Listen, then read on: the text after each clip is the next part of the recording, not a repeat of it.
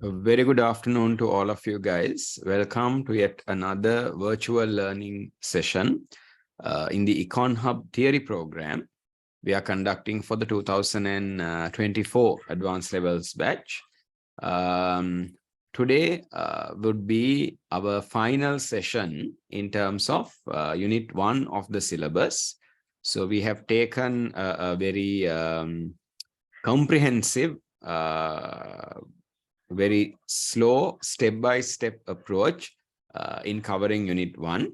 So we will be able to complete the first unit today. With that, we will, with the next week's session, will be yet another very important session because we are starting unit 2 of the syllabus. As you guys know by now, I've talked about this a lot. It's just not another unit we are starting. When we start unit 2, Buddha, unit 2 can be identified as the heart or the center of advanced level economics, the unit in which where we learn the most important concepts in our subject, right?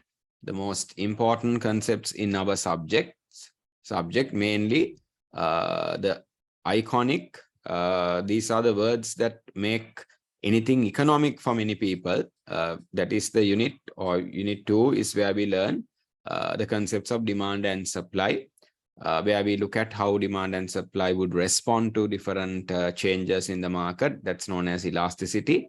And then we bring demand and supply together, talk about another extremely important concept known as market equilibrium, and also an area known as economic surplus. So as I've said this before, in a simple way, unit 2 is the biggest unit in your syllabus. It is the most marks scoring unit of the syllabus. Not only that, it is the unit that I would identify as the make or break unit in economics, right? And finally, if we are talking about the importance of unit 2, it is the unit that is most fundamental for you guys to understand, right? For you guys to understand all the other units of the syllabus. So just in the very beginning of today's session, I wanted to make it again very clear how important unit 2 is and how important it is that all of you guys are there from the very first session onwards and learn everything in unit 2, market economics, as comprehensively, as completely as possible. This is a unit that we do a really good job, right? And we cover everything in a very practical way for you guys to understand, plus to make it easier for you guys to remember. So set yourself a target and ambition to ensure from beginning to end, you get unit 2 done and master unit 2, become a specialist in market economics, right? Which will make your economics journey and the entire subject very enjoyable, very easy for you guys. Okay. I might make a very brief mention of unit 2 when we conclude the session also. Yes, it is worth to talk so much about unit 2. Right? Okay. So with that, Buddha, I think most of your friends have also joined in. I think this is a good number for me to start the session for the day. Now, in terms of today's session, we have to complete, or we have to discuss how a market command and a mixed economic system, would solve the 2 remaining basic economic problems that we have to discuss. What are they? You guys remember this? The problems of how to produce and the problem of whom to produce. Last week, we took time, and I think in a very effective way, we understood how the problem of what to produce is being solved by a market economic system, a command economic system, and a mixed economic system. Now, if you guys remember last week, how we did this was, there was a key concept summary I did in terms of these three economic systems, we looked at three areas, if you guys remember. We focused on the workings or the mechanism. How does a market economic system mainly solve basic economic problems? Command and mixed economic systems, how do they solve basic economic problems? What is the mechanism they use? How does the system work? So there, if I can remind certain things to you guys. Now, let me start sharing the slides a bit. I think that will be effective. Can all of you guys see the slides now, Bata, on the screen?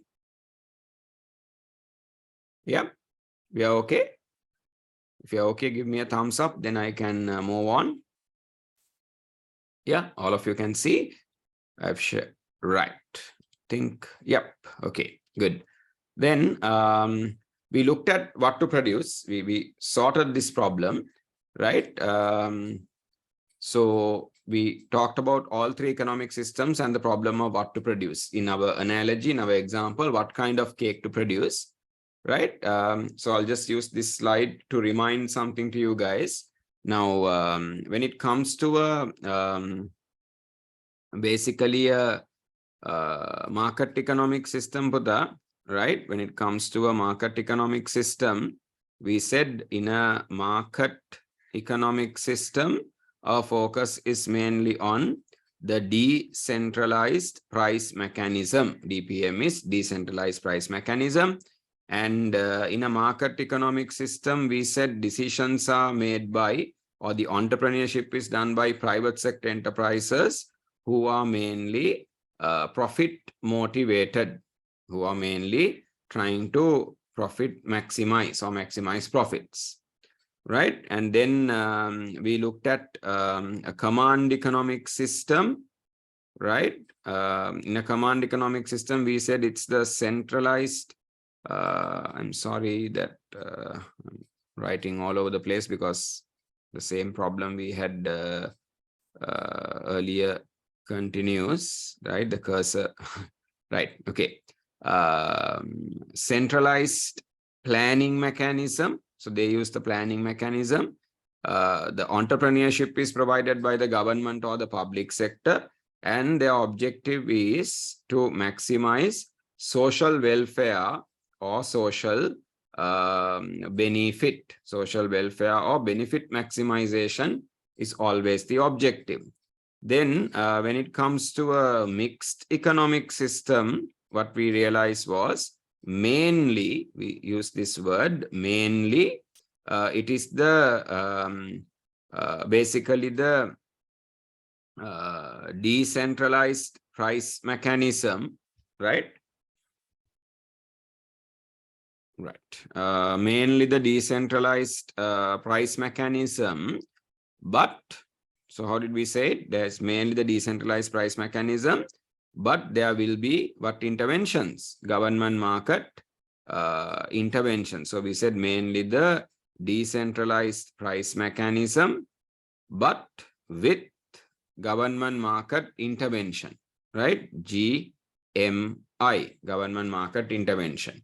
Government's objective is to create some degree of social equity, social fairness, or we say the government's objective is to create some degree of common benefit, right?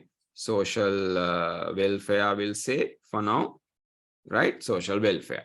So this basic idea we had, okay? One more time, just remind these things with me, Puta.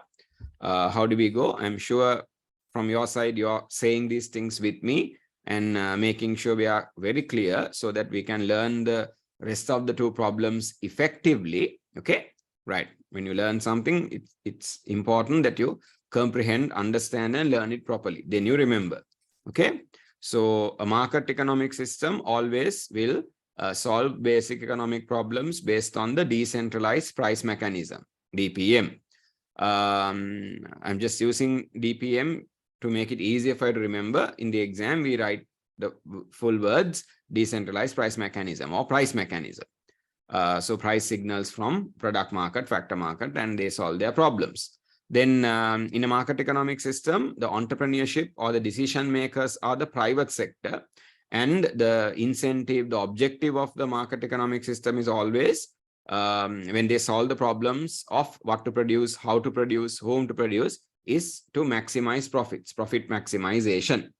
Done? Okay. Command economic system. Central planning mechanism. Central planning mechanism is what they use to solve basic economic problems. The decision maker or the entrepreneurship is provided by the government. Government will always attempt to create social welfare and common benefit, or maximize social welfare. In a mixed economic system, the mechanism or the problems are mainly solved based on the decentralized price mechanism, but there will be GMI, government market interventions. The objective of the government market intervention is when the private sector using the price mechanism in a mixed economy is solving the basic economic problems of what to produce, how to produce, and whom to produce. The reason government would practice intervention is to create some degree, some level of social welfare, social benefit, or common benefit. Is that clear? Create a fair society. That is the reason for government market intervention. Right. So with that knowledge, I think we can start today's area. Okay. In terms of your study material, theory study material, we are in page 55. Are we there? Are we in page 55? Because we have certain things to highlight and to get the basic idea. Okay. Because we need to know what are the key terms when we prepare our short notes and things like that. Yes. Right. So make sure your study material is there. Make sure your highlighter pens, or make sure there's a way for you to underline the key points. Right. Okay. You guys have said you are ready. Let's start. Problem of how to produce in a market economic system. If I very briefly talk about the problem, right? If we talk about the problem itself very quickly, this is identified as a production problem. And to solve this production problem, we have to make a choice of techniques decision, a production method decision, or how are we going to combine the factors of production.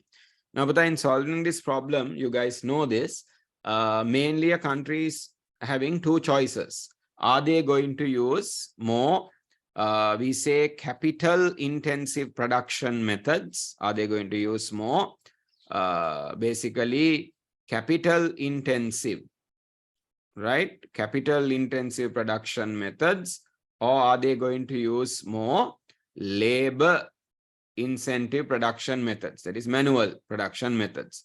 If they are using capital intensive production methods, the focus will always be on what is the price of capital, which is the interest rates, And when it comes to labor, the price of labor will be important focus. That is the wage rates, how much wages have to be paid, wage rates and interest rates. These are the two things we will put in the scale and try to compare, because our choices are, our techniques are either capital intensive or labor intensive. Okay. Using more capital in comparison to labor, using more labor in comparison to capital. Remember, Puta, you can't solve the problem with, or you can't produce anything with only capital or only labor. We need both. But the question is, what are we going to focus on more? Our production method, is it fundamentally, or is it basically going to be a capital, technology, automation based production method? Or is our production method going to be about the people, the manual effort, mental and physical efforts? Is that going to be given more importance, labor intensive? Right. I think you guys are clear on the problem. Now, what is the price mechanism? Sorry, what is the market economic system all about?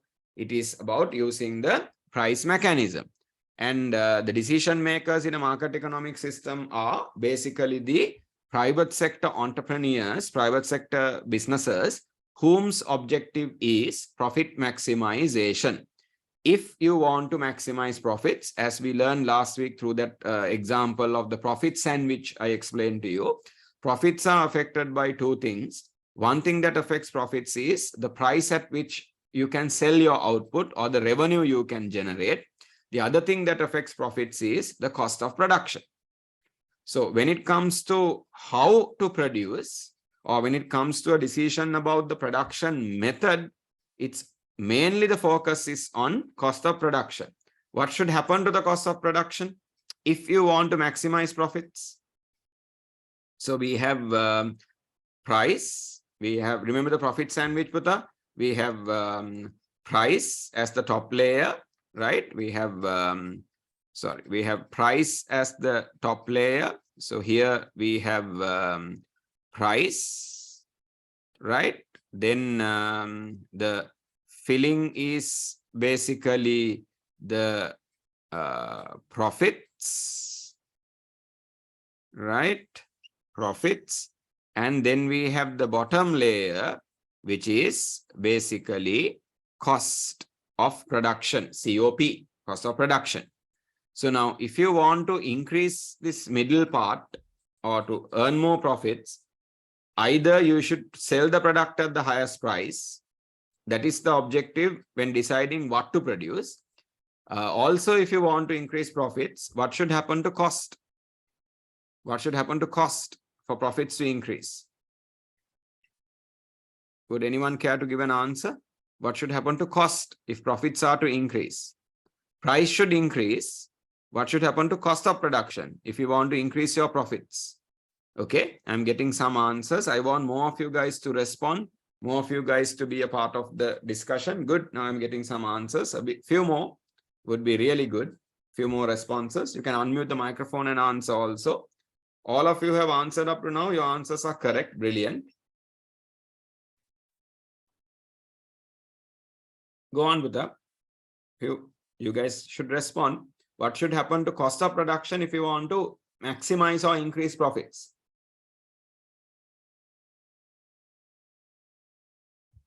Good. Right.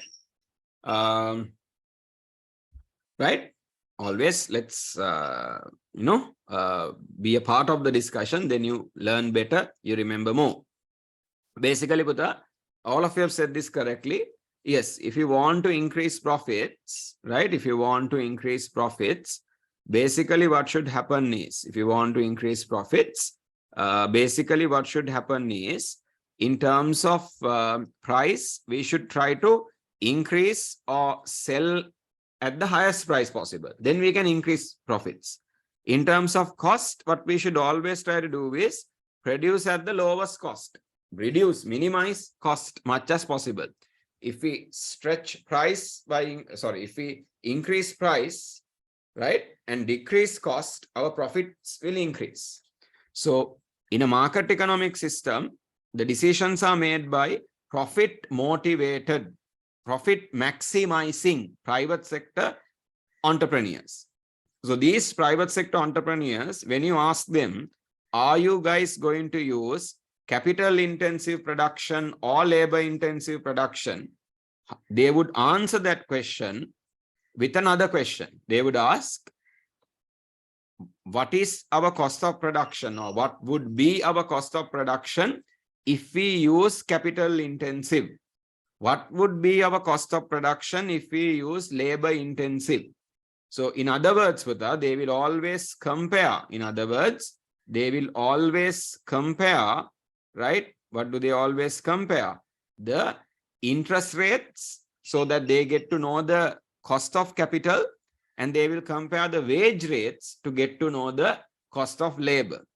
Whichever is lower, they will make the decision accordingly. They will make the decision accordingly. Now, where do they get this information from to make that decision? Whether to choose capital intensive or whether to choose labor intensive, you need to know the interest rates, price of capital, wage rates, price of labor.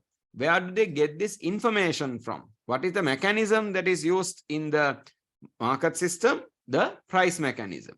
There are two markets, product market and factor market. Product market and factor market. In which market are the price of factors of production, especially the price of capital, price of labor, in which market is it decided? Price of capital, price of labor, interest rates, wage rates. In which market is it decided? Product market or factor market? Very simple answer, isn't it? The factor market. That's where price of land, labor, capital is decided. So, in a market economic system, private sector producers, in order to identify what is the cheapest production method out of capital intensive and labor intensive, need information about price of capital, price of labor. What is price of capital? Interest rate. What is price of labor? Wage rates. To get this information, they will use the price mechanism and they will depend on price signals issued in the factor market.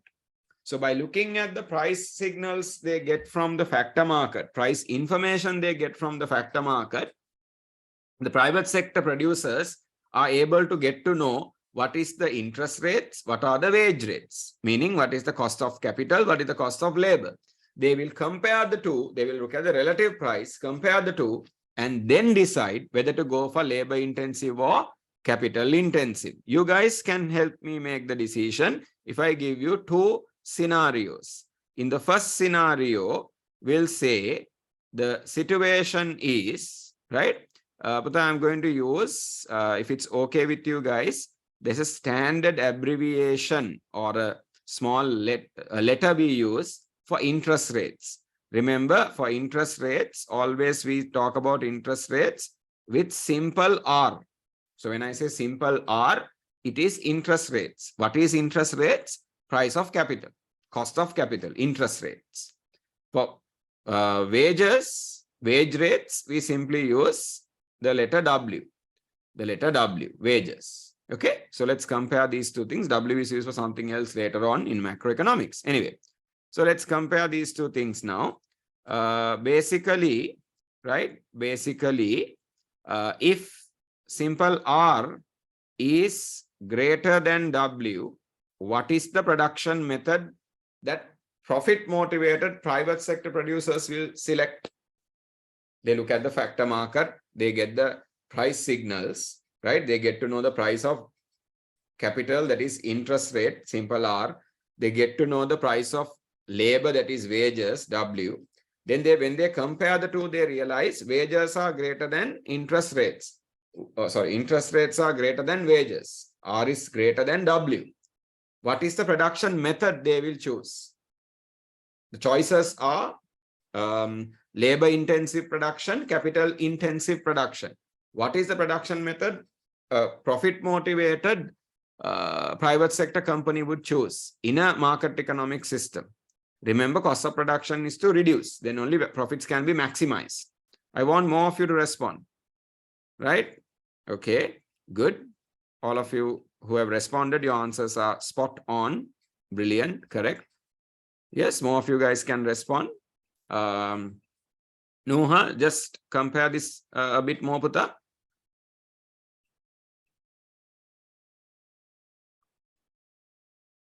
Objective is to use the lowest cost production method, minimize cost of production. Then what is the production method they would choose if interest rates are higher than wage rates? Right, there we go. Very good. Can more of you guys respond? Just give your answer, but that's okay. Just look at the information I'm giving you and tell me, should it be labor intensive or capital intensive? Okay. Right. Good. There we go. Excellent. Right. Good number of you guys have responded. Yes, if interest rates are higher, wage rates are lower, that means with the labor is cheaper than capital. So this private sector enterprise who wants to maximize profits and minimize cost of production will definitely go for labor intensive production, labor intensive production. Second situation is very easy, vice versa. What is the second situation? If wages are greater than interest rates, they will definitely go for capital intensive. Capital intensive. Is that clear? So that's how market system will solve the problem of how to produce. They will choose between capital intensive and labor intensive. All economic systems have to decide between these two methods, but they will make their decision using the price signals they get from the factor market. They will compare the price of wages. They will compare the price of labor, that is wages. They will compare the price of capital, that is interest. And whichever the production method technique that can give them the lowest cost of production, they will use that. Sometimes there is a bit of a misunderstanding that market economic systems, which are mostly capitalist countries, always use capital intensive. That is not true. Yes, market economic systems mostly use capital intensive because it's more efficient for them. But that doesn't mean that always they are going to use capital intensive.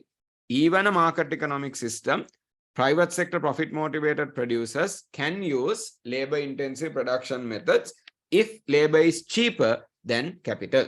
Labor is cheaper than capital. Right. So let's complete this discussion now. We have discussed everything clearly.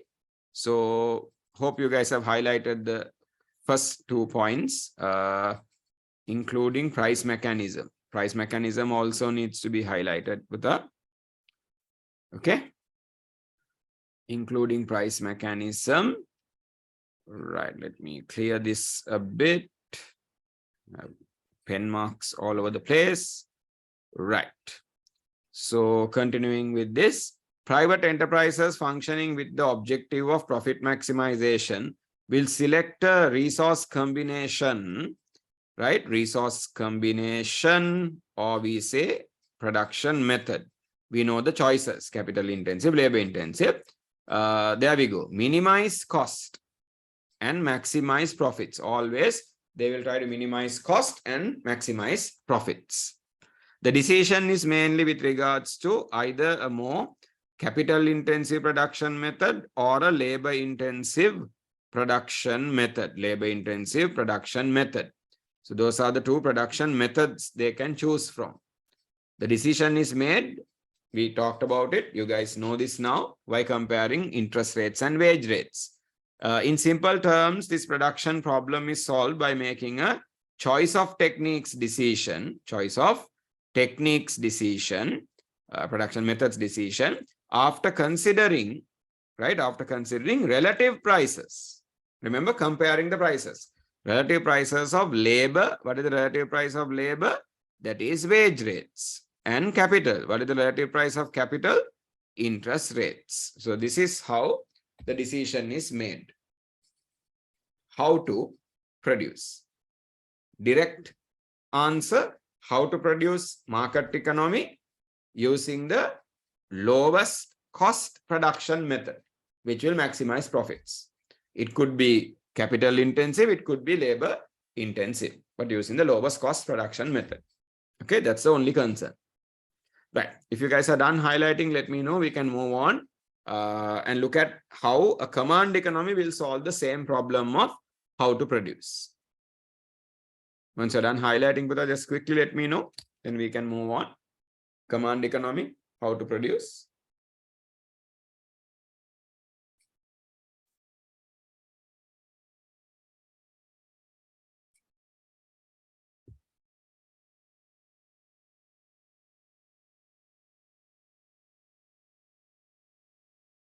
Okay, done.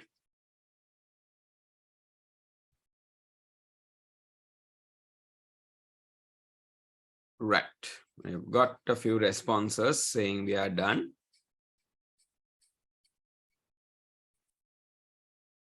By the way, did any of you guys, were any of you guys able to participate for the workshop, the first session last Sunday?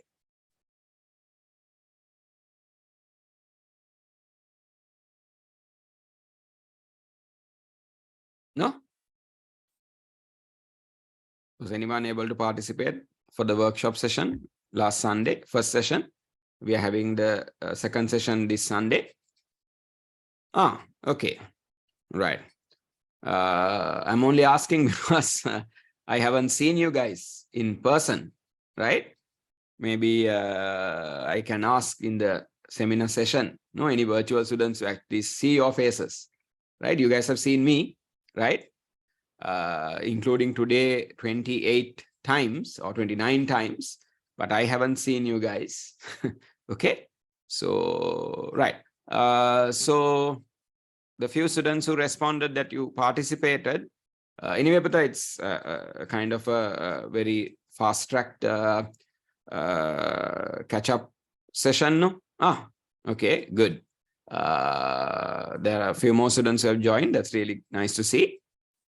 So for you guys, if you have been there from the beginning of the session, Putta, beginning of virtual classes, it's like a revision, but you're also welcome to participate. We are doing a few more Sundays, right? So the students who have participated, how was it? Did you guys learn and enjoy the process in a physical classroom, in person? Was it something that you found worth the effort?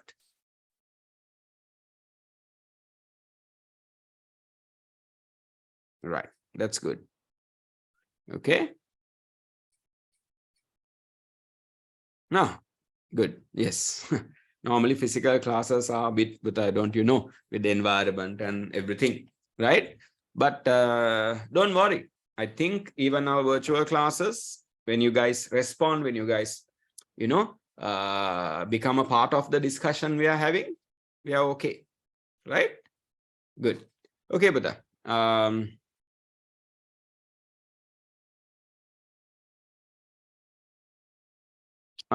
There we go. Right.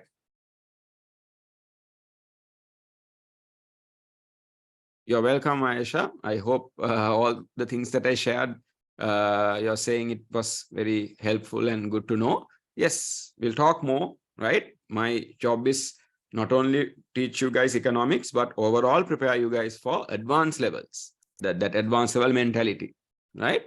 So I will continue to do that, whether you're virtual or physical students with that. And Christine, you have said about the THO, and yes, so if you felt that you can answer the questions in that workshop THO, right? Brilliant. That means, Putta, you have got the basic knowledge. Are we clear? So on that day, there were a lot of students who normally come for my physical classes who have not come because we have done these things in physical classes, but there were also a lot of new students who have not been in classes. So when I looked at their faces, what I saw was that fundamental knowledge, you know, good thing that we took the time to do these things. And this Sunday, if any of you guys are participating with that, I'll try to, we'll take a few minutes and talk about the 2022 advanced level paper. And I'll make you understand the method I'm teaching, the approach I'm taking, where we talk about things, I explain things a bit more detail. Why I do that, you can see that when you look at the 22 paper, which is the most recent paper that was done on Monday, right? Monday and Tuesday. Right, excellent. Yes, so good for you guys.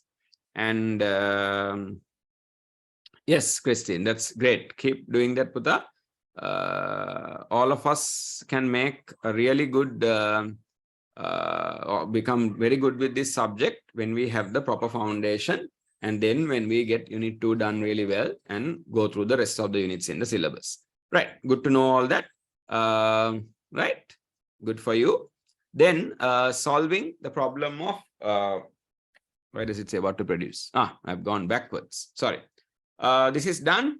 Now we talk about planned economy or command economy. Remember, I said I prefer the term command, or the more appropriate term is command. Planning is the mechanism, right? Command economic system. What do we know? Quick reminder. They are going to use the centralized planning mechanism. Planning mechanism is key. Decision maker is the government. Entrepreneurship is from the government. Government is what? Government is the party with the incentive or objective of maximizing common benefit, social welfare, right? social equity. These are the things government is more focused on. Okay, right. And Puta, whether it's a market economy, command economy, or mixed economy, whatever the economic system, the basic problems are the same. Only difference is the way we solve them, right? From one economic system to another. And whether it's market, command, or mixed economy, the solutions for the problem, that is how to produce, it's always two things, either capital intensive or labor intensive. In a market economy, they chose between capital intensive and labor intensive to minimize the cost of production. That was the only focus. So they looked at the relative price of capital, i.e. interest rates, relative price of labor, i.e. wage rates in a market economic system, and they compared and made a decision looking at factor market price signals. But this is command economy. Government, remember the objective. So what will the government do? They will basically follow whatever the production method that they have proposed in their plans and policies. In other words, plans and policies, what is another way to say it? So it says prepared by the Central Planning Committee. I will make few adjustments here quickly. So this plans and policies part basically means the centralized planning mechanism. They will use the centralized planning mechanism. And who is the party that will make these plans and implement them? We have the government. Okay, government. So at the word government also, you can write it within brackets if you want to. So, and highlight the word government as well. So basically the planning mechanism used by the government, right? Plans prepared by the government.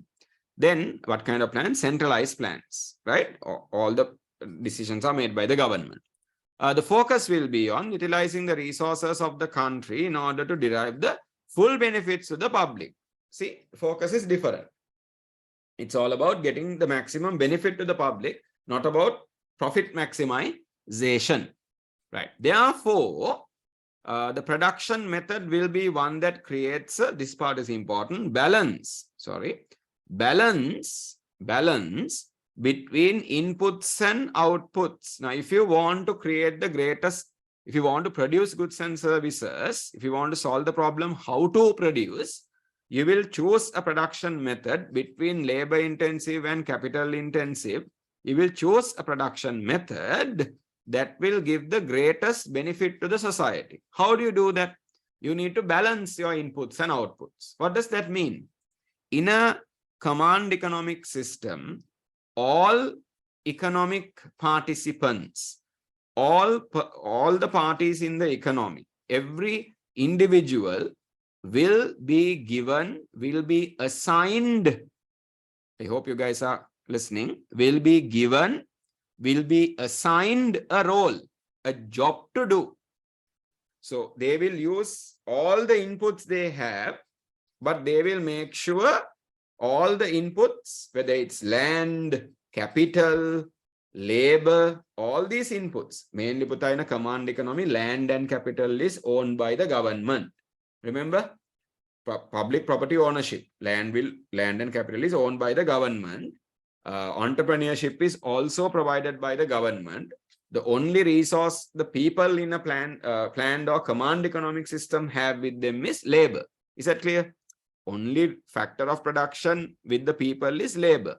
That labor, government will plan the production in such a way, every individual labor unit is assigned a role, given a job, and they balance inputs with the outputs. So everyone contributes and we get an output. So balance between inputs and outputs. That is what they're saying.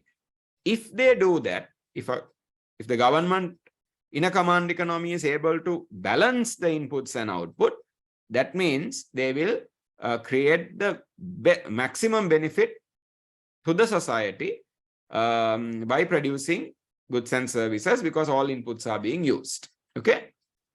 Then it says the production method proposed in the plan will be carried out mainly by the government, government enterprises. That's key. Also, private sector enterprises may play a role, but private sector enterprises can't make decisions and do whatever they want, or they can't use a production method they wish to use. They will have to follow the directives. Directives meaning the commands, the instructions given by whom? The government. Government will tell them what production method to use. Even if there is a small amount of production done by the private sector in a command economy, right, private sector in a command economy, they will have to follow the directions given by the government. And overall, what do they try to do? I missed the very important part here, Putta. They will balance inputs, outputs with the main purpose of maximizing social benefit. Okay. So mostly the production is done by the government, and sometimes a small part of the production who can also contribute, private sector can contribute. Even the private sector will have to follow the directives of the government. We haven't mentioned it here, but you and I know that even in a command economic system, the choice is between capital intensive, labor intensive. There's sometimes a bit of a misunderstanding that command economic systems, which are mostly socialist countries, always follow labor intensive production, always follow labor intensive production. That is incorrect. Yes, mostly command economic systems use labor intensive because they are trying to make sure everyone is part of the production process. But there are enough examples in even command economies like China, even sometimes in North Korea and these other command economic systems, that even though they are more favorable towards, even though they mostly like to use labor intensive, in some industries, some production activities, they will use capital intensive. It could be because they don't have the people with that knowledge, the know-how, with the expertise, then they will have to go for capital intensive. Or they realize certain goods, certain types of goods, especially these high-tech products, right? Like microprocessors, these SIMs or chips that you have in our electronic devices, those kinds of very delicate, very sophisticated, high-tech products, you can't have labor-intensive production. You'll have to use highly sophisticated automation-based production methods we'll have to use. Are we clear? Right. So yeah, that's that. So if you are done highlighting the keywords that we need basically to prepare our short notes, right? Remember, to make it more effective for us to read. So I have my checklist here. So I took time and explained to you about the whole key concepts that we need to be clear when we looked at these problems. So that part is done. And also we looked at, right? Also we looked at, I explained to you guys, last week I mentioned this, I'll remind it now.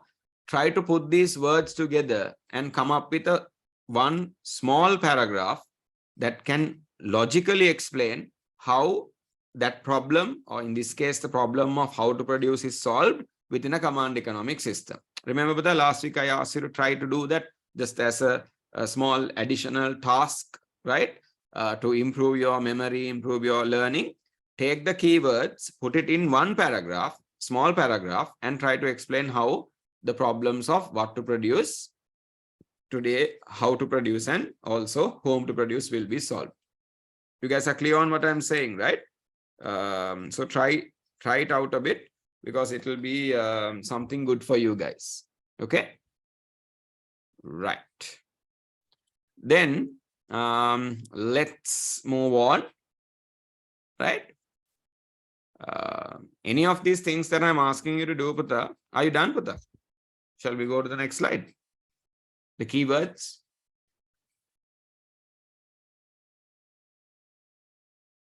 Right. So in a very, very simple way, one line answer. How to produce command economy, whatever the production method. So the options are labor and capital intensive. whatever the production method that will maximize social benefit by balancing inputs and outputs. Maximize social benefit by balancing inputs and outputs. That's the answer. Right. I think we are done. Yep. Excellent. Let's move on. Mixed economic system. How to produce. Problem is the same. Solutions are the solutions, not the solutions rather. The choices of techniques are the same. Capital intensive, labor intensive. But in a mixed economic system, the methodology is mainly price mechanism. Mainly price mechanism. So whatever the low-cost production method, the most profitable production method, that is what the private sector will do in a mixed economy. Mainly price mechanism. But there will be government intervention. There will be government market intervention. GMI will be there. Right. So let's highlight this quickly. The problem will be solved mainly, remember that word, mainly based on price mechanism. You can say decentralized price mechanism or by the market system. But markets will not function free of government intervention. In other words, in markets, we will have government intervention. We will have government intervention. So government intervention is definitely going to be there in these market economic, in these mixed economic systems. Okay, even though markets are given a lot of freedom, even though the private sector is given a lot of freedom, that big brother will be watching over the little brothers and sisters. Little brothers and sisters are the market. Big brother will be watching. The big brother will watch, observe, monitor, and when necessary, big brother will regulate. Big brother will guide the little brothers and sisters if they are going down the wrong path. If the little brothers and sisters, who is the little brothers and sisters? Basically the private sector, right? If the little brothers and sisters are doing something that is really good, really favorable for the society, beneficial for the society, the big brother's job is to encourage the little brothers and sisters. So for example, Pratap, if there is a private sector firm that is using labor intensive production method, and through that, if they are creating a lot of employment opportunities, jobs. See, if one person in a given family gets a job, that family gets an income. With that income, that family's living standards can improve and they can get out of poverty. Is that clear? So if a private sector company is creating jobs by having labor intensive production, what is the government intervention required? What should the big brother do? They should encourage by giving tax benefits to labor intensive industries. Get it? Tax benefits meaning they will charge lesser taxes from these businesses, or they will give them a tax-free holiday. That means they will say for the next 5 years, for the next 10 years, you guys shouldn't, you guys are not expected to pay taxes, to encourage them, right?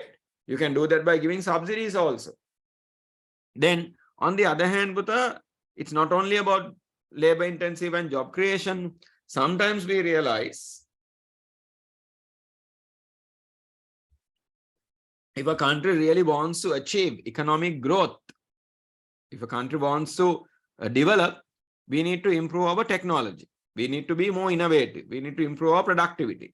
Those things come about by using capital intensive production. So sometimes government will encourage capital intensive production with the purpose of creating so that new production methods are spread.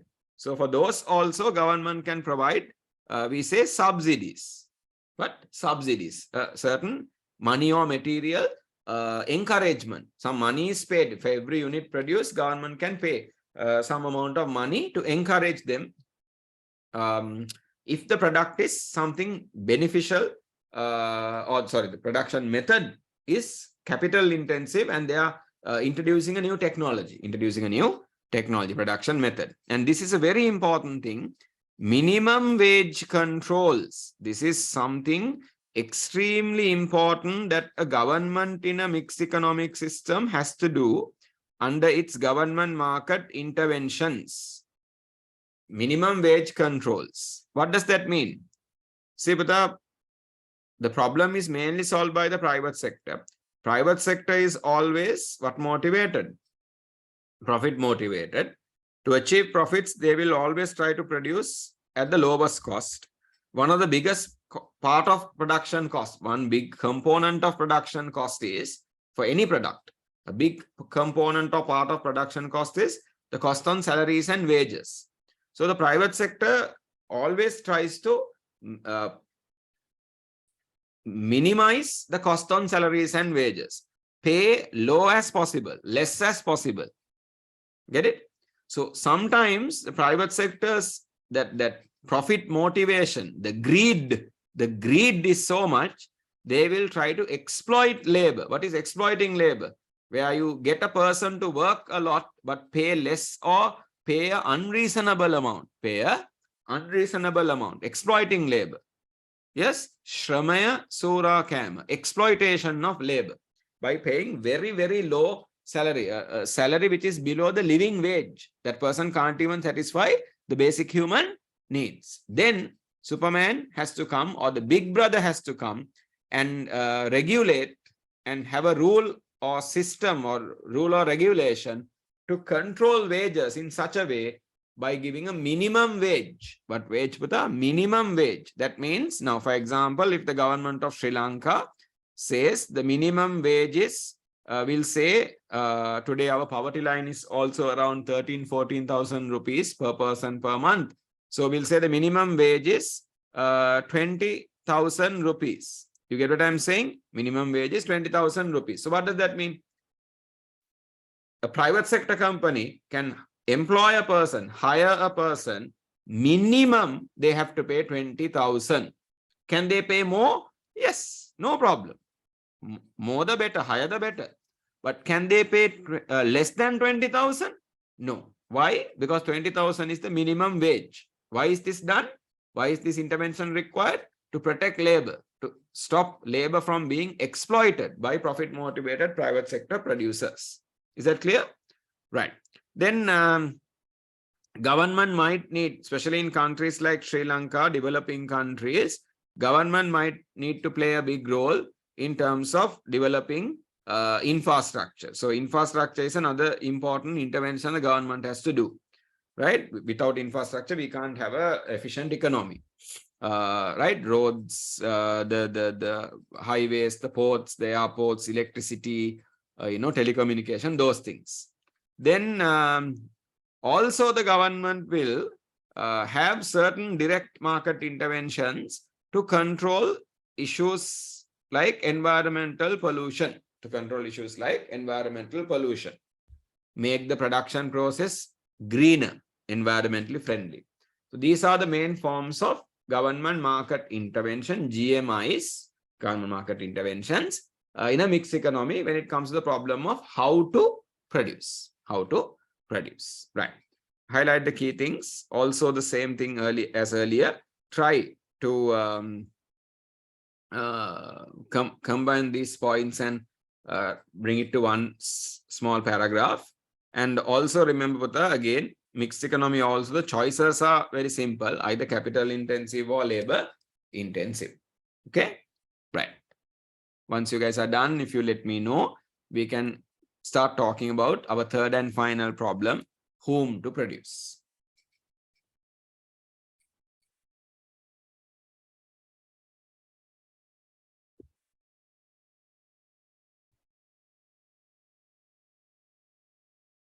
Okay, whom to produce.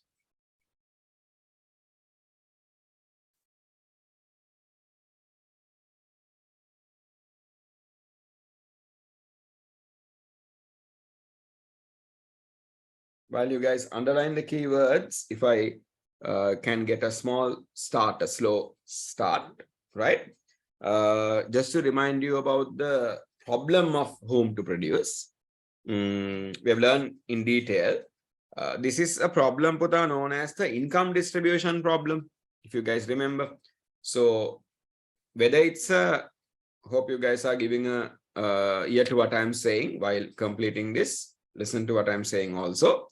Whether it's a market economy, command economy, or a mixed economy, The problem of whom to produce, that is how much of the output is distributed and how it is distributed, that is what is the piece of the cake you get, what is the size of the piece you get from the cake. Cake is the output, no? Right, in our cake analogy. So there are whatever the economic system, it depends on purchasing power. Whatever the economic system, the size of the piece of the cake you get depends on the purchasing power. Purchasing power is the knife. Get it? Now, in a market economic system, different people have different sizes of knives. Some people have a very big knife, so they cut a big piece and take. That means they have a high purchasing power. Another person might have a average purchasing power, middle income. Another person might have a small knife, a small less purchasing power. In a market economic system, there can be people without any purchasing power also. In a command, maybe we can say people have almost similar size of knife. Everyone has a almost similar size of a knife, meaning almost equal purchasing power, not exactly the equal, but less disparities, less differences in a command. In a mixed economic system, the market system will originally distribute the income, and there will be disparities. People, high income earners, high purchasing power, low income earners, low purchasing power, likewise. But in a mixed economic system, Big Brother is there who will get involved and make sure everyone has some kind of a reasonable purchasing power. So purchasing power, that is our main factor. The knife is purchasing power. Purchasing power depends on mainly income distribution, how much income you earn. So how much income you earn will decide the purchasing power, and right, so that will decide the piece of the cake you get, how much output you get. But remember, purchasing power is not only affected by what is purchasing power, but our ability to buy goods and services. So how much goods and services we can buy mainly depends on our income. That's very, isn't it? It's very straightforward. Income. How much of the total income is distributed to us? How much of the total income we get?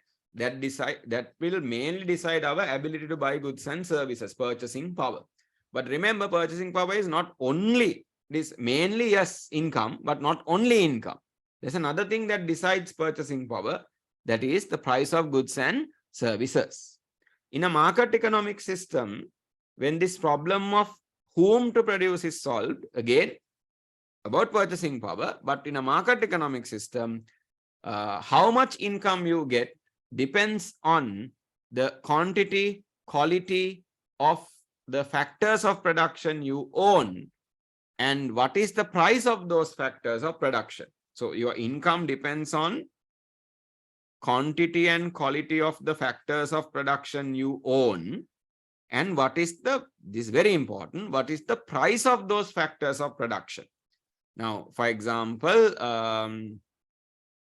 we'll say if you have labor, right, depending on the quantity and quality of labor, how many hours you can provide labor, what kind of a quality does your labor have, your educational qualifications, your experience, your training, all that matters, no, quality. So end of the day, how much you can get from your labor depends on the wages. W is for wages. How much, if you have land resources with you, quality of land, quantity of land, yes, but end of the day, all that will only matter depending on the rent. Okay. If you have capital with you, right, quality of capital, quantity of capital is important, but it's all about the simple R, remember, interest rates. So where are these things? Listen now, what are these? These are the prices of factors.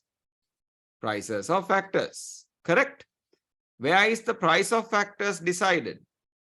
In which market is the price of factors decided? Price of factors is decided, Amani, very good. Anyone else would also like to contribute? Where is the price of factors decided? Which market? Product market or factor market? Straightforward, no? factor market. Price of factors of production decided in the factor market. So all this is what decides our income.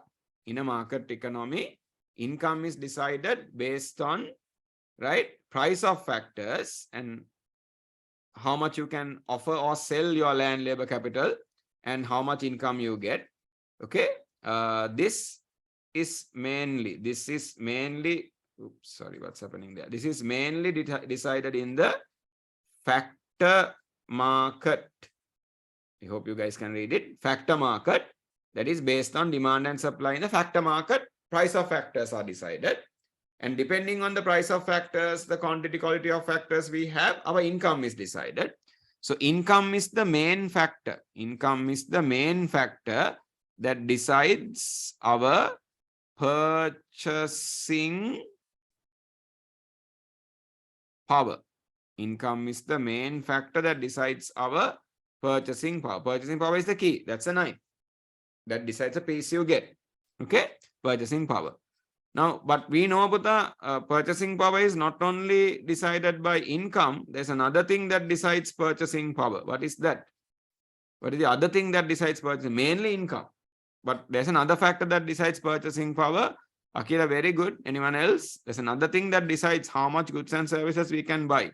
First thing is how much money we have, i.e. how much income. Right? That depends on the, there we go. Amani, very good. Yes, the other thing that decides purchasing power is our price levels. Price of goods and services. Where is the price of goods and services decided? Price of goods and services are decided in the goods or sometimes we say product market. Goods or product market. Now we realize, right, in a market economy, we get all information from price mechanism, from price signals. So if you, in a market economic system, if you want, right, if you want to identify, in a market economic system, if you want to identify the income and through that the purchasing power, price of goods and services, and through that the purchasing power, you will have to look at, to find the income, you look at the factor market price signals. To find out price of goods and services, you look at the goods or the product market price signals. By looking at the factor market price signals, you get an idea about who has how much income. By looking at product market price signals, you get an idea about the price of goods and services. By combining the two pieces of information, factor market price signals for income, product market price signals for price of goods and services. In a market economic system, the private sector producers are able to figure out which parties have how much purchasing power. Which parties have how much purchasing power. Once they figure out who has how much purchasing power, since the private sector in a market economy is profit motivated, they will, remember that sandwich we had earlier, last week also we talked about it. What did the profit sandwich analogy or example teach us? If you want to increase profits, prices should be high, cost of production should be low. So who can buy goods at high prices? If you want to sell goods with high prices to earn profits, more profits, who can afford to buy goods with high prices? People with more purchasing power or less purchasing power? Who should you target in a market economy to maximize profits? Should you target people with high purchasing power or low purchasing power? Who should be given more bigger piece of the cake or more of the cake? Who should be targeted? Yes, come on, you guys know this, right? The party that should be targeted is people with more purchasing power. Why, Putta? Because they are the ones who can afford to pay high prices. Higher the price, higher the profits. Higher the price, higher the profits. Lower the cost, higher the profits. Okay? So, to find people with purchasing power and target them, private sector will need to look at two price signals from two markets, product market, factor market. Got it? That's how the problem is solved. So let's highlight these key terms then. Okay, right. The problem of whom to produce will be solved based on the standard things, no? Decentralized, isn't it? Decentralized price mechanism using price signals, now both goods market or product market to find out the price of goods and services, factor market to find out the income. Get it? First problem, what to produce? Product market price signal. Second problem, how to produce? Factor market price signal. Third problem, whom to produce? Both product and factor market price signals, because we are trying to figure out the what power? Purchasing power. We are trying to figure out the purchasing power. Okay, right. The output will be distributed among parties with purchasing power. Parties with purchasing power, because they had the biggest knife. Okay, the purchasing power, I mean, to get the bigger piece of the cake. So purchasing power will be decided based on income distribution among households and price of goods. In economics, when we say goods, we mean both goods as well as services. Income distribution will depend on the factor market. That's why we look at the factor market. Price of goods are in the product market. Are we clear? So income distribution will depend on what market? Factor market, or prices in the factor market. That is what will decide income distribution. Right. Get these things highlighted.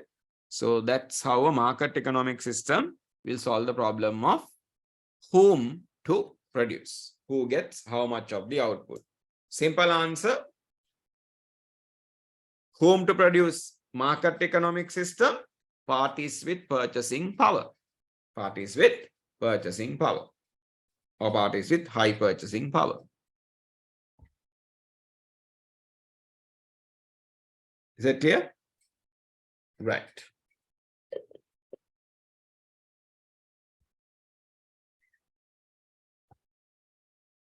Okay, let me know, Putta, once you are done.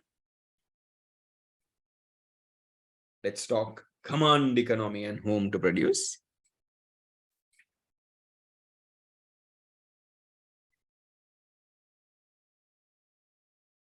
Right, very good. May also, if there's any questions or anything you want to clarify, you can ask, right? We are very clear on that. I'm always open for that. Okay. As you go along, if there's any doubt you guys want to clarify, please ask.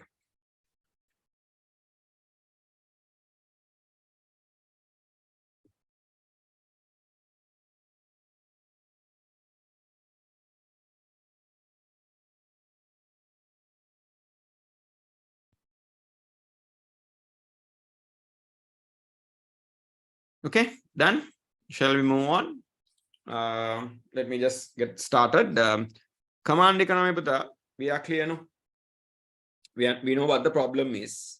Who the distribution problem. Whether it's a market economy, command economy, or mixed economy, it's about purchasing power. Purchasing power in any economic system is mainly decided based on income and then price of goods and services. So our income depends in any economic system we live in. Our income depends on the quantity, quality of the factors we own, right? Amongst out of land, labor, capital, and what is the price we get for those factors? How much wages, how much rent, how much interest? In a command economy, Putta, the story is simple. Why? In a command economic system, if you take the factors of production we talk about, standard factors of production, land, capital, labor, entrepreneurship, right? Land and capital in a command economy are owned and controlled by the government. So they are out. Entrepreneurship is also provided by the government. That's also out. Then what is the only remaining factor? Labor. The only factor with the public, with the society in a command economic system is labor. So the only source of income, remember, why are we talking about income? Because this is an income distribution problem, and income is the main thing that decides what power? Purchasing power. Income is the main thing that decides purchasing power, right? In a command economic system, for a household, for an individual, the only source of income, only way they can earn an income is by offering their physical mental efforts. What is that, Putta? Labor. Because land and capital is government owned, and entrepreneurship is also from the government. Only thing the people have in a command economic system is labor. Only source of income is wages. In a command economic system, wages are not decided based on the factor market demand and supply for labor. No. In a command system, wages are decided by the government. So the government decides the income of the people by deciding wages. Okay. Now, when the government decides wages, they don't just arbitrarily, that is, they don't just look at the person's face and decide how much wages. That is not how it's done. They will consider a few things, right? They will consider, for example, right? I'll come to the first point a bit later. Don't worry, right? We will go through everything, but just I want to highlight something. When the government will decide wage rates for different industries, different jobs or job categories, government will look at how much training a person has undergone or received, how much knowledge that person has, maybe the education and things like that, how much skills that person has, maybe even experience could be a factor. So government will consider these kinds of things and decide the wage rates. For different sectors, they will decide wage rates. But when they decide the wages, there will be a difference in the wages received by maybe someone like a doctor, someone like a engineer, and someone who is doing a more, we'll say, not menial necessarily, but kind of a day-to-day job, right? Maybe a person who is maybe we'll say a person who is attached to the what do we call this, garbage clearance or whatever it is. So they will look at, government will look at what is the job this person does, what is the training, knowledge, skills, experience this person has, and government will decide the wages. But of course, there will be a difference in the wage rates. The government will decide, or the Central Planning Committee will decide for a doctor and a garbage collector. There will be a difference in the wage, but there will not be a major disparity, big difference, because the government wants to ensure that everyone has, if not equal size of the cake, but a reasonable piece of the cake, meaning everyone is able to fulfill their basic human needs. Everyone is able to have a decent living standard. So the government will ensure everyone ends up with a almost similar size knife, but not exactly the same. So government will decide wages, keeping in mind to minimize disparities in income distribution, while considering these factors. Now, what is the second thing that decides purchasing power? First thing is income. Here, only the wage income is there, and the government will decide that. Second thing that decides purchasing power is the price of goods and services. So what would the government do? Government will decide government will set the price of especially essential goods and services, to ensure everyone has a reasonable power? Purchasing power. So government will decide the price of certain essential goods and services. So it says they will use different pricing methods to ensure greater social equity or equality. Greater social equity. Now, government will decide wage rates to minimize disparities in income distribution. That's why I talked about the doctor and the garbage collector. They can't have the same salary or wages, but there can't be a 10, 20, 30, 40 times difference between the salary of a garbage collector and a doctor as well. So it has to be with minimum disparities, right? And then, okay, right. Okay, then here the word is correct, greater social equality. And the standard things we know, Putta, the problem will be solved based on wage rates and price of goods that are given in the economic plans, so planning mechanism, and that is made by the government. Those are decided by the government, right? Okay. Maybe this part is also important. The main income for households, the main income for households is wages. Okay, because they only own the labor resource, right? Once you guys have underlined, let me know. So I think we are clear on something now. So in a market economy, this can happen, right? Oops. Why did I close the brackets? Way over there. Right. In a market economy, this can happen. And this is more or less, this me not seeing the cursor is a big headache. Right. Command system could be this. Right. That's the beauty of the cake analogy. Okay.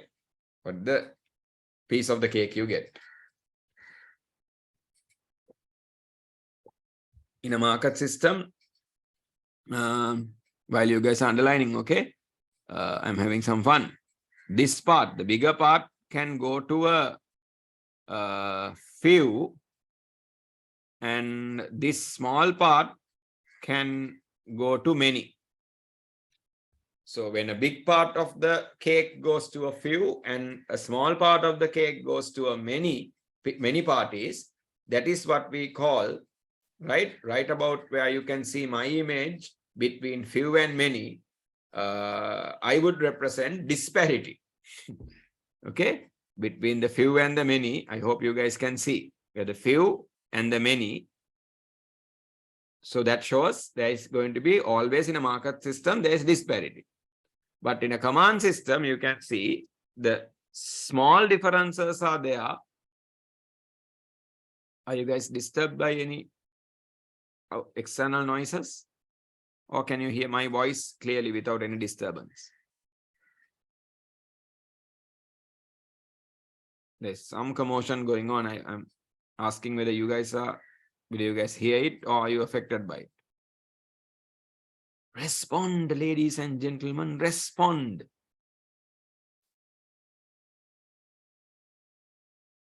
No, excellent. So my,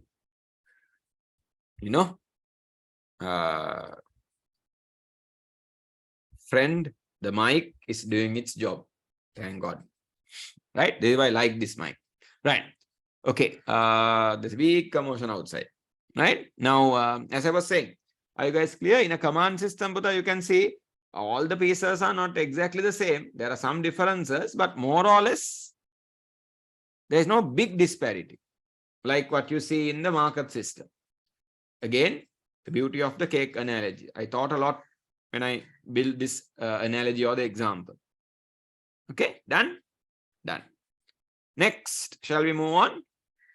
Mixed economy. Come on, before we go to this, you know this story. What is the story? Mainly in a mixed economy, the problem is solved using the decentralized planning mechanism, private sector, allocating the output, or rather the private sector distributing the output for people with purchasing power, right? But Putta, when the private sector market economic system uses the price mechanism and goes about solving these problems, you can see with the diagram also, there is going to be disparities. There's going to be a small number of people in the society who have a big amount of the income, right? And a big part of the society who might have a small amount of income. So definitely when our little brothers and sisters try to solve this problem, some brothers and sisters might end up with a big part of the output, big piece of the cake, and many other brothers and sisters, majority of the brothers and sisters might end up with a very small part of the cake, right? Not even enough to take just one bite. So big brother will see this, i.e. government will see this, and big brother will interfere and big brother will realize the original distribution in a mixed economic system, which is done by the market mechanism or the price mechanism. I'll repeat that. Please listen carefully, Buddha. Give your full attention here, right? The original distribution of income done by the price mechanism generally or most of the time will be having disparities, will be problematic, will be unfair. So big brother will have to interfere, practice intervention. Who is big brother? Government. Big brother realizes big brother has to redistribute. I'll repeat, redistribute the income in a more fair manner.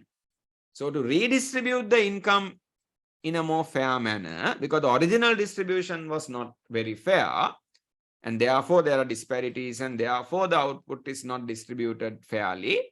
To redistribute the income, big brother can use different forms of GMI, government market interventions. We need to be clear on those interventions, right? So here we go. The problem is mainly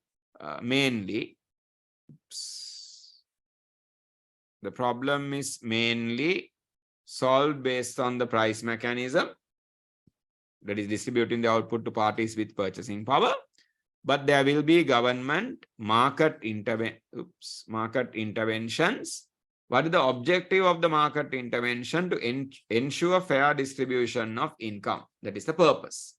So for this purpose, government can practice several different steps or interventions, GMIs, interventions, again to minimize income disparities. One of the very first things they can do is have progressive taxes. What are progressive taxes? As you go from one income level to another, that means your ability to pay taxes is increasing when your income increases. Don't charge the same amount of taxes, charge increasing rates of taxes. Here you are asked to pay 4%, but here you are asked to pay 8%. Here you are asked to pay 12%. As income increases, okay, as income increases, if you have income here, as income increases, pay higher rates of taxes, pay more taxes. That is fair. That is a Robin Hood strategy. Remember, Robin Hood strategy. So it's something very fair, and that will help redistribute the income in a more fair manner, Progressive taxes, both on individuals and on businesses.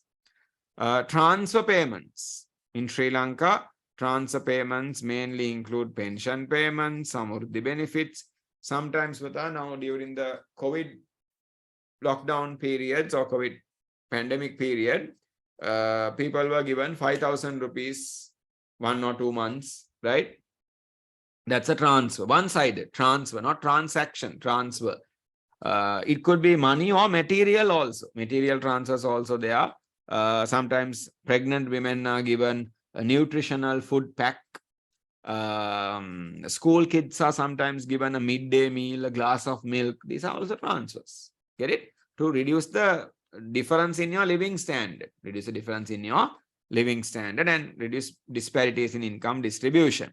Then merit goods can also help. Things like healthcare, education, nutrition programs, vaccination programs. Now, these could be free.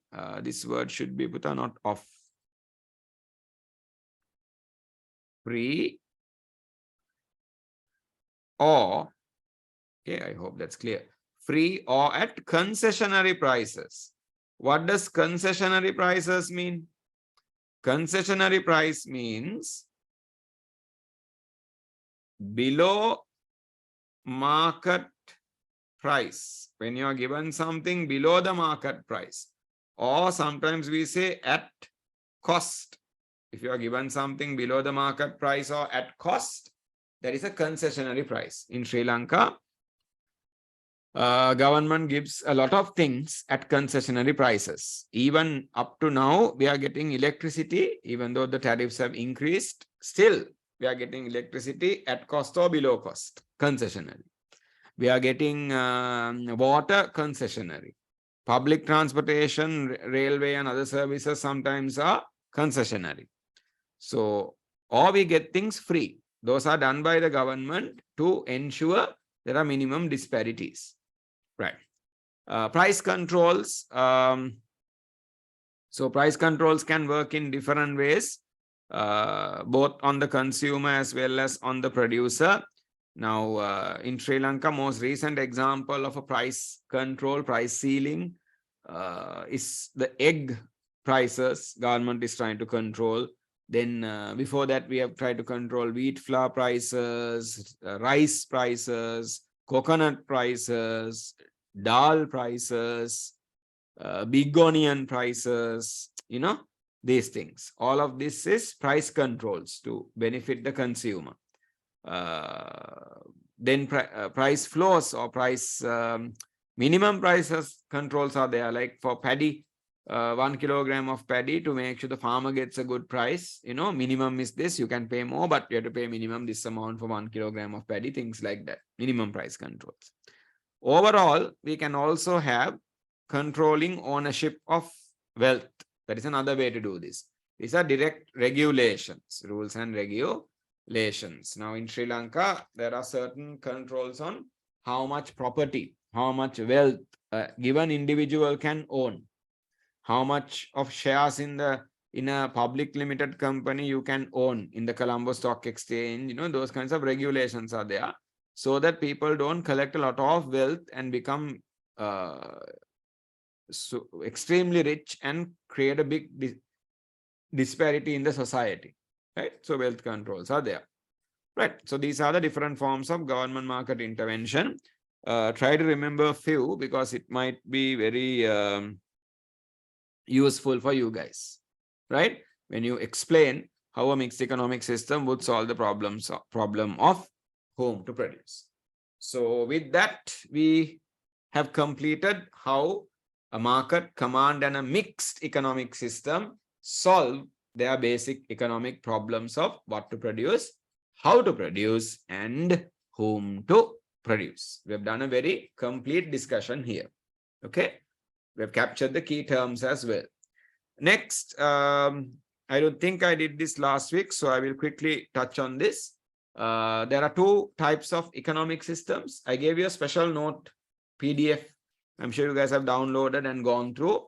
So basically, we talk a bit about right, transition economies and EMEs, emerging market economies. Did I explain last week? I don't think I did.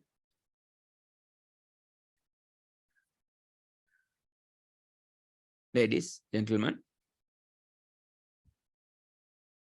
did I? Nope. Okay. What is a transition economy? Put up on the website, in the classroom, with the link for today's class or the link for last week's class, is there a PDF to be downloaded? Because I just need to check it from you guys or confirm it from you guys. Yes, right. Okay. Akela, Puta, just a quick guidance. That's okay. Two things. Number one, in the website, there is a classroom we have created for you guys. No, 2024 virtual classroom is there. You go to that.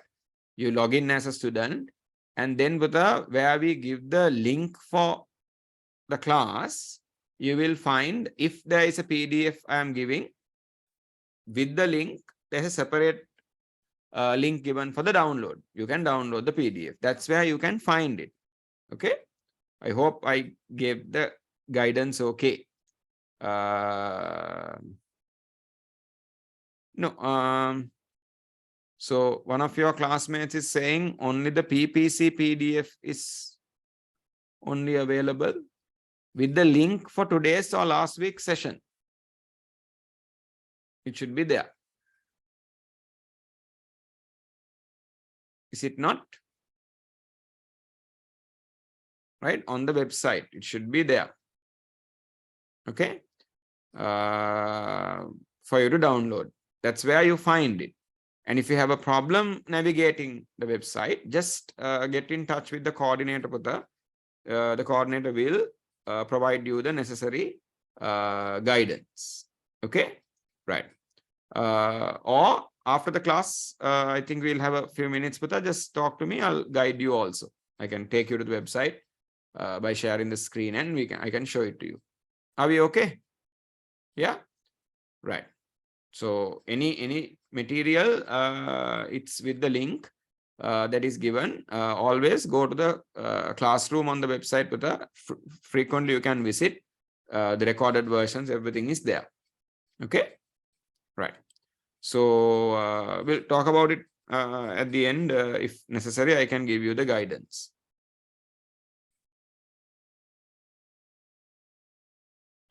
Amani has asked the question. Let's see. Sir, is it a must to go through the PDFs? It's like this. PDF is used as an additional support, right? But most of the things, or almost everything that I give in the PDF is basically the slides. I don't give it for every session, but when I feel some slides are very illustrative and useful for you guys, I will share that with you as a PDF. It will be helpful. It will be something of a value addition. It's not a must because the note is very complete. Our discussions are very complete. Sometimes I will give special notes. Now this time what I've given is a special note that you need to go through because it will have something that is not in the study material. Is that clear? Right. Okay. Good. Right. Then transition economy. I'll quickly go to the study material a bit for this because I've mentioned a note about transition economy in the study material. Right. Where is this? Here we go. Page number 57. I'm sure you guys are there. Page 57, I have given a note on transition economy. Basically, this is a country moving from one economic system to another. Today, the more common situation is a country moving from a command-based economic system to a more market-based economic system. That is the transition we see today. Right. And when a country does this, they might have to make certain changes in their economy structure. They might need to become more flexible, give more opportunity to the private sector, open up a bit more to the world, kind of a thing they will have to do, because otherwise they can't transition from one economic system to another, especially from a command system to a market system. Then you guys need to be a bit clear on what are the examples of countries. That's another part. There's a comma missing here accordingly. Comma, right. There's another part. Sorry, the important part is to remember some examples. Good examples, more prominent examples today for transition economies could be countries like China, could be Vietnam is a good example, Russia is a good example, and even Hungary is a good example. America fought a whole war, ideological war with Vietnam, trying to get them out of communism. So today, them by themselves is gradually coming out of that command system and embracing and going into a more market system, right? These are transition economies, okay? The word is clear, transition, moving from one to the other. Right. Then also it's important that you guys are a bit clear on emerging market economies, EMEs, transition. Now, I have the slide here. Right. EMEs, emerging market economies. What are emerging market economies? These are countries that have been able to achieve very high economic growth, and they have expanded their economies in a very rapid way within a short period of time. Right? In economics, with a short period of time is about 10-20 years, by the way. Right? Short period of time, they have been able to achieve very high economic growth, right? Push their PPC continuously outwards and expand their economy. They have engaged a lot in international trade. They have made sure they have got a major amount of investment inflows, foreign direct investments coming into their country, right? So they have done well. And through that, they have emerged to the world. Now, how did they do this? What is the strategy? First thing is they opened up their economies and they became global citizens, started trading with other countries, started developing economic relationships with other countries, getting other countries to come into their country and invest in their country, getting other countries to purchase their exports, goods that they're exporting, goods and services that they're exporting, encouraging a lot of private sector to come into the economy, and encouraging private sector investments. It's almost like government is moving out of the economy, the center of the economy. Government is becoming the facilitator. Private sector is becoming the main party in the economy and bringing that efficiency to the economy. Another analogy that I would use, an example that I would use is government organizes the match. Government organizes the match. Government will have the two umpires or the two referees. Refereeing is done by the government. Umpiring is done by the government. Government organizes the match, but who plays the match? The private sector plays the match. That's emerging market economy. So there are many examples of countries. Last count, there are about 24 countries as emerging market economies. We don't have to go through all 24, but easy way to remember. Remember the BRICS. Remember the BRICS. In the BRICS, the B is for Brazil, R is for Russia, I is for India, C is for China, and S is, we would love it if it was Sri Lanka. No, not South Korea also. It's South Africa. This is for South Africa. Get it? So remember these examples. That will be good enough. Now, let's talk about how to evaluate the performance of an economic system. Page 58. Get this done. I will quickly run through. That's all we have to do, and that's all we can do in Unit 1, because these are major macro concepts. Some of them we have learned, but no? Right. So quickly write it down, Buddha, and as soon as you are done, let me know.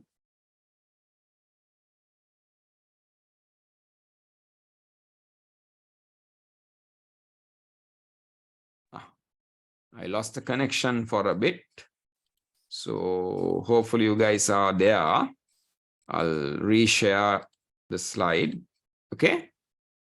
Right. Start working on it, Buddha.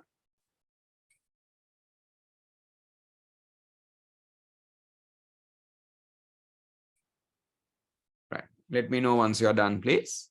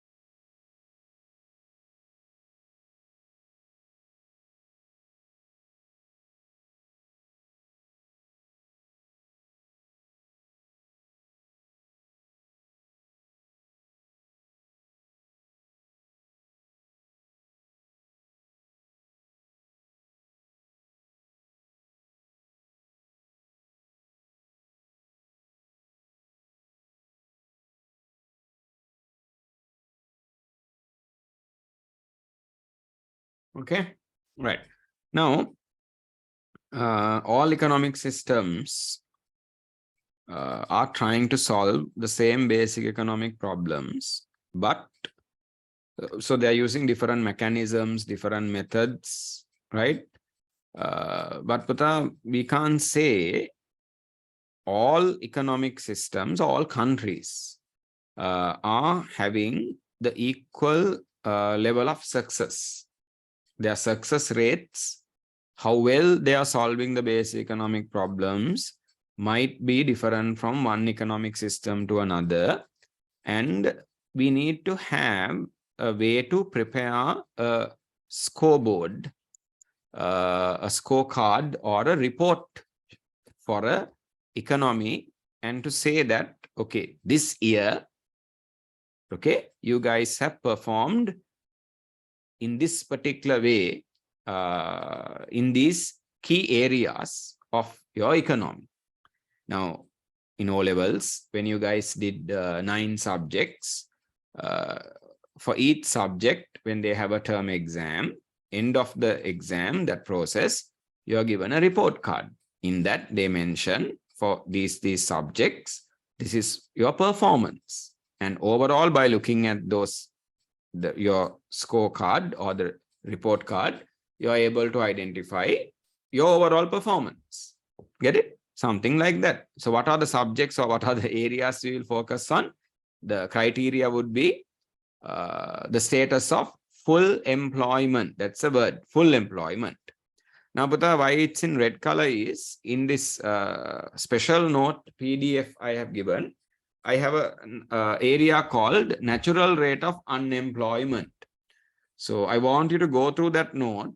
It's something we really learn in unit 11 of the syllabus, but I just included it in the slides because sometimes when we say full employment, there's a misunderstanding amongst other students that full employment means every single person who is in the labor force is employed, used in the production process. That is not practical, Buddha. Full employment doesn't really mean that, because for unavoidable reasons, for natural reasons, a person could be unemployed. So every country will have a certain unavoidable percentage of unemployment. 2-3% is there, 2% is there. At least 1% of unemployment might be there. So when we say full employment, it's not 100% employment. It's about 98, 99 point. We don't give a percentage. We can't give a percentage, but we talk about it as a concept and say, yes, objective is full employment, but that doesn't mean absolute 100% employment. There will be a natural rate of unemployment. If a person is not well, temporarily that person will be not employed, unemployed. But after that person is, back to normal health, will go back to work. If a person is now, for example, farmers, fishermen, when bad weather is there, they will not be engaging in any activity. They are unemployed. But when the weather becomes better, they go back and do their job. If it's a 3-wheeler driver, if the 3-wheeler is having a breakdown, that person will not work for about a week. But that doesn't mean that person is permanently unemployed. Next week, that person will get the 3-wheeler repaired and start working. So these kinds of unavoidable things are there. So that's what we call the natural rate of unemployment, right? Go through the note, you will have a basic idea.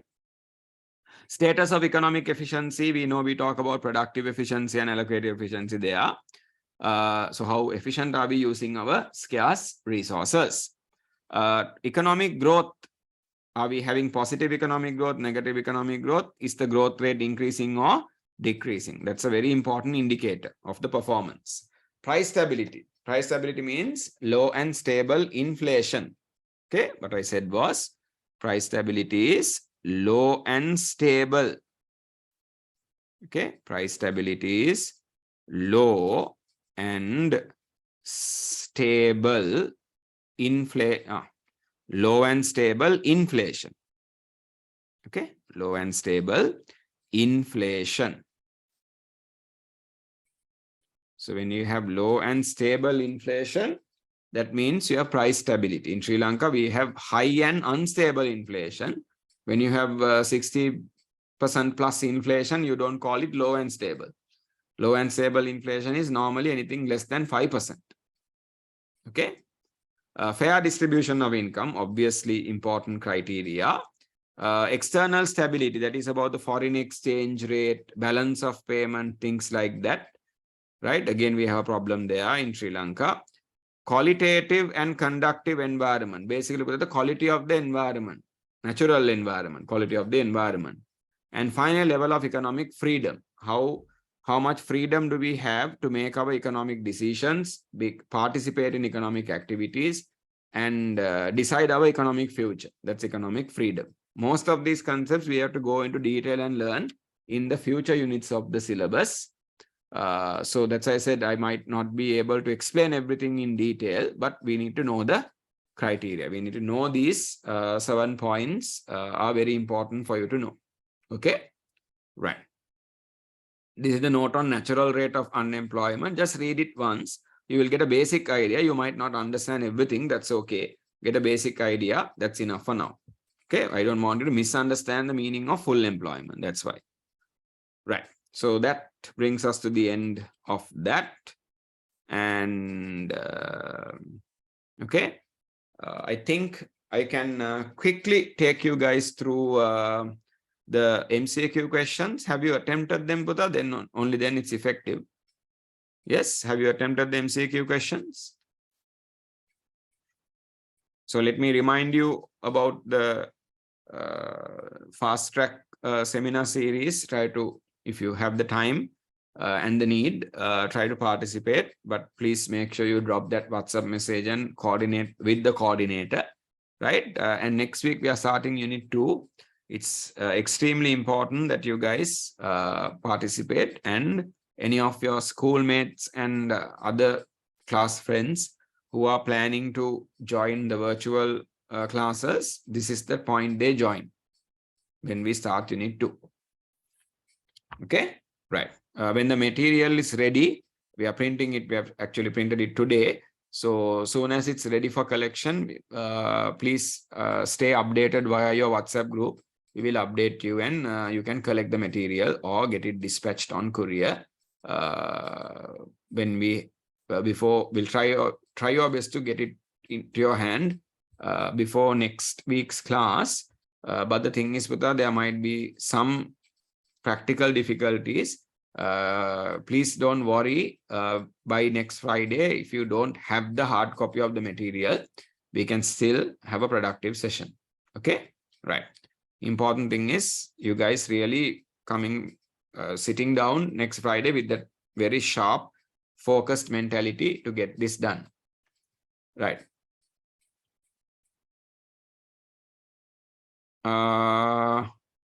Christine, you're asking, sir, one of my friends asked whether sir is doing Sinhala medium. No, Puta, I am. I specialize in English medium, and I specialize in economics. I only focus on one subject and one medium, and a very few institutes that I teach. Okay. But I do refer to some of the Sinhala terms because, as you know, the main medium for local advanced levels is Sinhala medium. I studied in Sinhala medium, and your examiners do most of their work and explanations in Sinhalese. So I need to be really good with my Sinhala. Thank God I did my A-levels in Sinhala medium. Okay, right. So that, okay. But if there's any question, anything to clarify, you can ask in Sinhalese. I can explain, but my explanation will be in basic English, right? Okay. Shall we quickly look at the questions with them? Yeah, we'll try to get through them quickly. Right.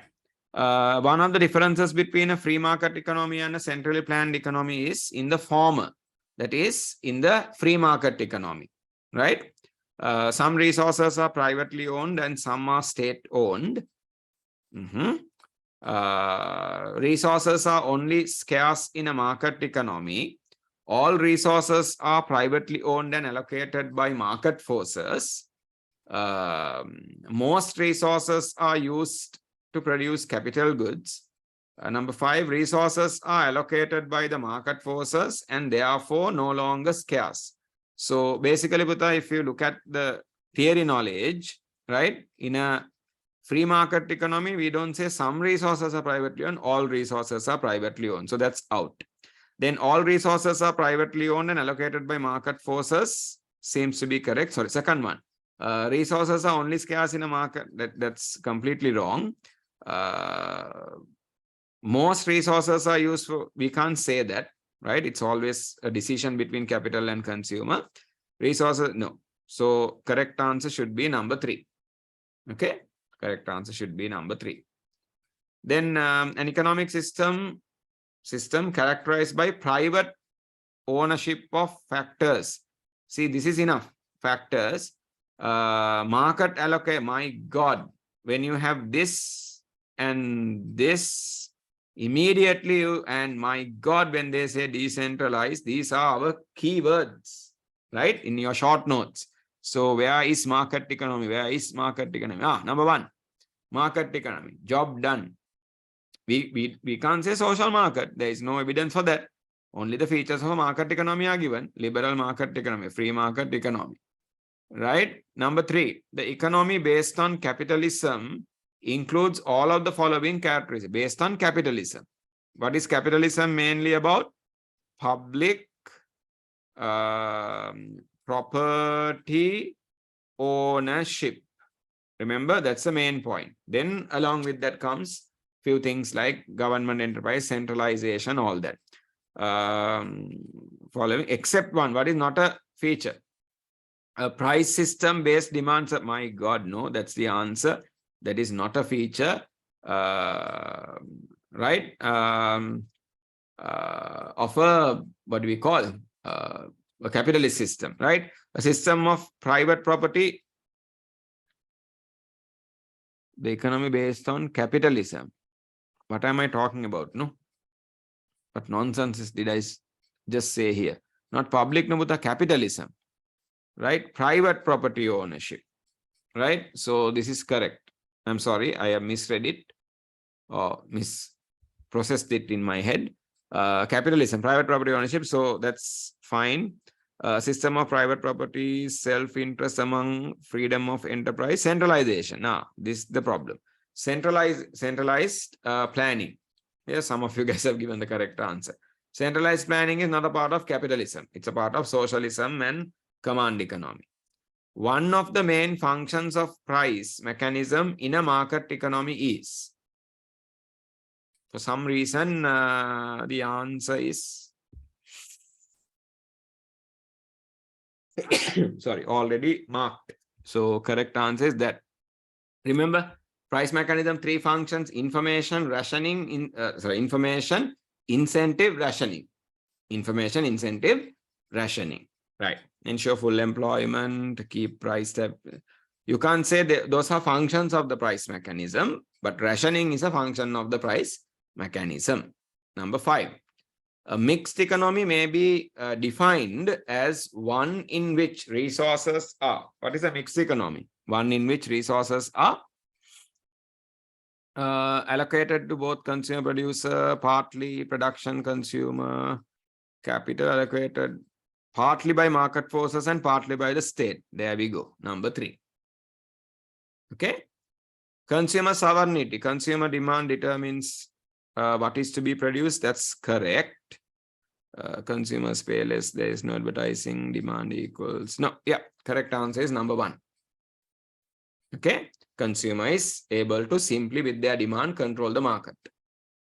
Number 7. Fundamental economic question of what to produce and for whom to produce are necessarily interdependent because our income will decide how we spend. So how we spend will decide what we have to produce. So they are interconnected. Different patterns of income distribution generates different patterns of demand and therefore different patterns of resource allocation. Our income will decide how we spend and what we buy. What we buy will decide how we should produce or what to produce, meaning allocate the resources. So the first is the correct answer. It's a really good question. Read all the answers. You will see the correct answer is the first one. Then I've given a few structured essay type questions.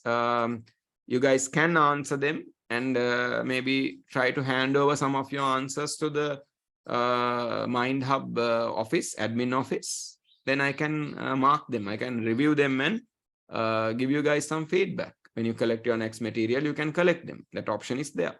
Okay, I really would encourage you to answer this question, pen on paper, write your best answers. And if you can, Puta, get me to review them as well.